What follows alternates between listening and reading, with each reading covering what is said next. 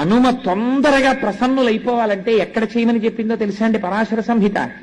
అరటి తోటలోకి వెళ్ళి హనుమ యంత్రం కాని హనుమ బొమ్మ కాని హనుమ అని రాసి కాని మీరు అక్కడ పెట్టి మీరు కాని ఆ రోజున ఉపాసన చేశారా అరటి తోటలో, ప్రత్యక్షమైనటువంటి స్వరూపంతో స్వామి వచ్చి తీసుకుని తీరుతారన్న భయం ఇచ్చింది సంహిత. అన్నిటికన్నా ఆయన తొందరగా ప్రీతి దేనివల్ల పొందుతారో తెలుసా అండి? అరటి పండుగ కదలి పూజ అని ప్రత్యేకమైనటువంటి పూజ ఆయనకి. కేవలం అలంకారంతో ఆయన తృప్తి పడిపోతారు. అరటి గెలలిలా దిగేటట్టుగా అలంకారం చేసి అరటి చెట్లు కట్టి అరిటాకులేసి స్వామి చుట్టూ కూడా లేత అరిటాకులు పరిచి మీరు ఆయనకి బాగా ముగ్గిన అరటిపళ్ళు తీసుకొచ్చి అక్కడ పెట్టారనుకోండి, ఏదో ఒక రూపంతో మీకు ఈ కంటికి కనపడిన రూపంతో రాకపోవచ్చు, మీరు గుర్తుపట్టలేరు.